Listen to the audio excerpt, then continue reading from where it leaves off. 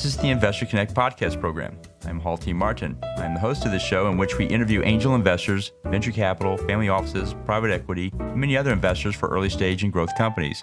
I hope you enjoy this episode. Interested in raising funding for your startup? For your next fundraise, consider Tin Capital's Syndicate Platform, an online portal using a special purpose vehicle. The Syndicate Platform allows for online investment and access to over 12,000 accredited investors. Log into the Tin Capital Syndicate Platform to find your next investment. To learn more, go to tincapital.group/SPV. Hello, this is Investor Perspectives. I'm the host of Investor Connect, Hall T. Martin, where we connect startups and investors for funding. Today we have joining us Mia Urman, founder and CEO of AuraPlayer. Mia, thank you for joining us. Thanks for having me. So tell us more about your work and what do you do in it? So basically, on a daily basis, I love my work, is working primarily with Oracle customers. So these could be customers with very large enterprise applications. Most of them are kind of in legacy or maintenance mode. And we help them modernize to mobile applications, to tablets, to chat, to automation. So it's really trying to leverage their existing investments in their back office applications and how we can bring those into the digital world without major risk and rewrites and things like that. So it's kind of understanding people's businesses, what are the gems that they have in terms of business logic that they are unable to really bring in to the digital world, and kind of helping them achieve that. So that's what we did through our solution, AuraPlayer. Great. Well, let's talk more about the growth in the mobility segment. What do you see going on there? So this year has been quite interesting because on the one hand, COVID kind of put the fear in everybody about what's going to be in the future. But on the other hand, created this incredible drive to mobility. So there was kind of like three major trends in terms of relating to COVID, right? Where we saw people needing to work from home, a lot of employees working from home. So there became this whole mobility for self-service employee applications that we saw, right? People being able to log their work hours from home, to see their payslip information, to be able to do all different types of HR functionality, right? And to be able to access those systems from anywhere. Another one was customer self-service, right? Even if you think about the delivery industry, right? Basically every restaurant needed a mobile application within a minute or they couldn't service any customers, right? With delivery. So there became this huge push with regard to customer self-service. Also because you had less employees in-house, right? People tried to offload a lot of the call center capabilities to mobile, where customers could get their own information, their own status information, answer some questions without needing a staff member on hand. And then there was this whole push towards what we call contactless office or warehousing, right? So where in the past, you used to have to interact with customers all the time, right? You ship an order, they have to sign something, you give them a package, you all share the same pen, right? People really wanted to start with a type of automation, right? Where customers could digitally sign things, for instance, right? And you could send them by mobile their order slips or their invoice slips, right? So they won't have to actually get physical paper and things changing hands. So we did a lot of things with regard to bidding and things like that, where people didn't have to actually physically come into offices. They could do things virtually and over mobile. So there was a whole kind of trend with regard to the workplace becoming contactless and digital.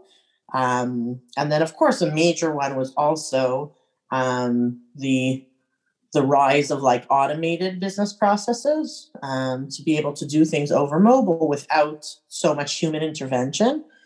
Because people were working from home, because there was less staff in the office, because people had to do layoffs, businesses really looked to automate certain business processes that didn't require lots of human interaction, repetitive tasks, common tasks, things that happen all the time, but that they can kind of almost be robotic processes.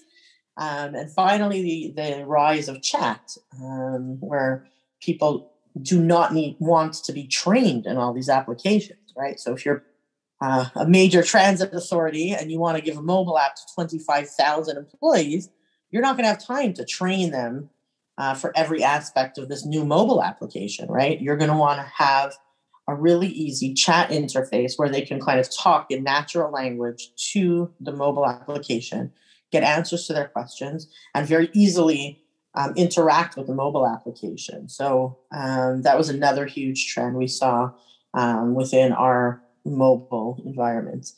And again, we really focus on enterprise mobility. So I'm sure if you talk to another startup who did what we call, B2C, businesses to customers, we focus on B2B, right? Business to enterprise or business to business. But these were the major trends that we saw in that area.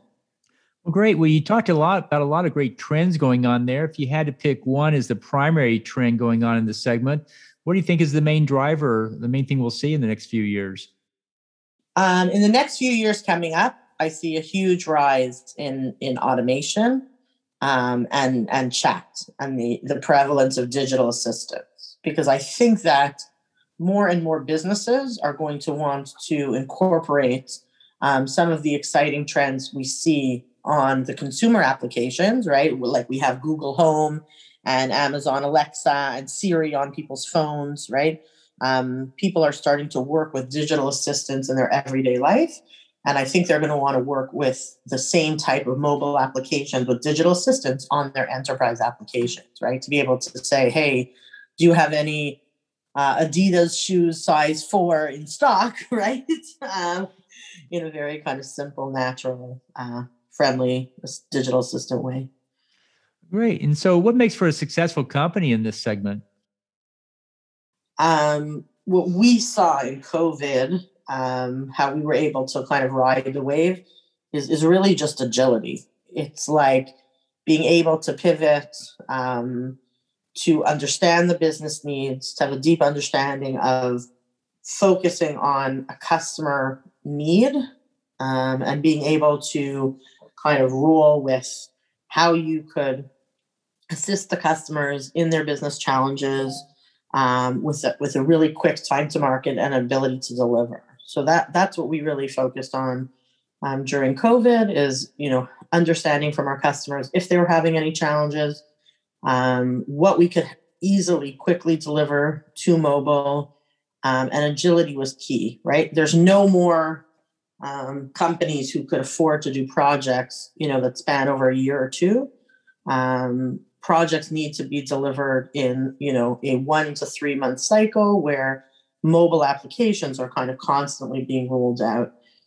So the companies that we saw that ended up being successful were ones that could really deliver in a phased way and work, with agility to kind of get mobile applications out to the masses as quickly as possible. Well, great. So what is your participation in this segment so far? Oh, so we are actually, we have a solution that basically takes back office applications and wraps it in a way where you could put a digital front end, a mobile front end on top. So Oracle eBusiness Suite legacy applications, Oracle Forms legacy applications are not available out of the box to run on mobile devices. And what we do is we put in a middle layer that enables them using what we call REST services to have mobile applications running on top. So we are very fortunate to work with incredible companies in the public sector, industry, financial, what have you, to build them mobile applications on top of their back office applications. A good example of this is what we've been doing for New York City Transit, MTA. So their whole HR application is written in Oracle Forms, and it was not available to employees in the field. And then all of a sudden, you have 25,000 employees who can't come in to use desktop applications, right? These are bus drivers, subway drivers, train drivers who need to be able to get the information on, what is their scheduled route, how could they request vacation, without going into a crewing office, right? So in the past, in order to, for instance, call in sick or to request a vacation or relieve someone on vacation, they had to do all this in person in a crewing office or wait very long wait times over the phone. They were having thousands of calls a day, and they were almost crashing the call center because so many people either had COVID or wanted to replace somebody with COVID. And we were able to use our solution literally within less than a month. I think it was about 2 weeks to put out an application where people could provide these requests over mobile application. So the MTA Insight application, it's an award-winning application, and literally it's been incredible to see, these big public sectors where you think they're not really able to move so quickly to service their employees, doing really innovative and an impressive thing. That's great. And so what do you look for to invest here? Do you invest in these areas, or you provide solutions? No, so we've also been so again, I'm a personal investor, but I think in the mobility sector, some interesting trends with regard for investing is really going to be the data privacy and security area. I think that more and more data that wants to go on mobile devices, the problems of how to protect that data on device, how to protect that data in transit, those those problems have not been dealt with 100% effectively. I think that there's definitely some companies doing interesting things in the area. I don't know if I'm allowed to list them or not, but that's one thing I would definitely look into in terms of investing. Another is in the digital assistant space, like we said, companies doing chatbots and digital assistants. I think that that's going to be something that's definitely on the rise, and it's just at the infancy, right? Because right now, we still haven't really channeled these digital assistants who are able to do proper anticipation of our needs and, recommend things to us. So far, it's still more of a pull type model where you ask Siri for something and you'll get a response. Whereas in the future, Siri might say to you, "Hey, it's Monday at 7:00. Don't you usually, play basketball at this time?" Make sure, you know what I mean? Those types of things where they could analyze the data and the trends that they see in your calendar, email, other types of mobile applications, and be able to offer up recommendations for people, with regard to almost like a real digital assistant, right? A real life assistant. And like we mentioned, automation. There's a lot of automation companies called RPA, robotic process automation. And that's going to also be a big trend in the world of mobility, and a good place to invest. Great. Well, what else should we know about this segment? Yeah, so that's really interesting. The truth is, the interesting thing I think most about the mobility segment is how things are starting to kind of mesh together, right? The digital world, I guess, of the kind of consumer-based world that we're used to is going to slowly start meshing with the mobility segments that we see in the enterprise world. So, a lot of the features, like we've talked a lot about chat, but a lot of that kind of chat, natural language, being able to talk to a mobile application like you talk to a person, the whole world of what we call machine learning, a mobile application or a digital assistant being able to analyze past trends and being able to do recommendations proactively, preempting users for things that they might be interested in, and for activities they might want to do. That to me is going to be the real area of growth. To be able to really understand human language with to merge the mobile world with the human interaction, the human language world. So that could be that to me is the area of the area to watch, as we say. Great. And so what changes do you expect to see in, say, the coming 12 months?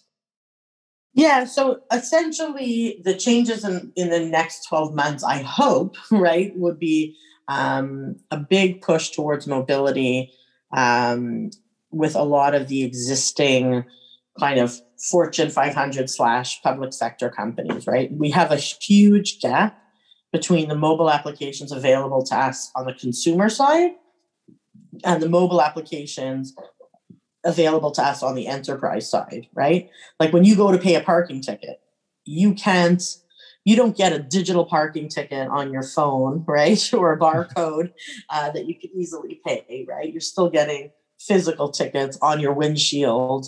You have to pay it, right? When you go on the bus, you still have a physical card that you have to go and swipe it, right? So, we're still so far behind in the mobile realm with regard to public sector entities and major enterprises. So my hope is that the next 12 months we'll start to see people feel less and less fear because of COVID, and more willingness to invest in becoming digital with regard to their enterprise, the enterprise applications that we all use so often. Great. My last question is, what else should we cover that we haven't? So my big message to investors, and hopefully to the people out there, I'm a big fan of, like we said, modernization, right? I'm a big fan of, right? We say reduce, reuse, recycle. So right now I'm recycling old applications and bringing them into the next generation. So with regards to investors, I think it's really keen for them to really look at companies who are doing innovative things, but figuring out how to bring with them existing technologies into the new world. So whether that's database companies that can easily take and automate old versions and bring them into the cloud, whether that's connecting new plugins on existing applications to enable chat on older websites, right? Whether that's applications that provide a security layer on top of existing mobile applications, right?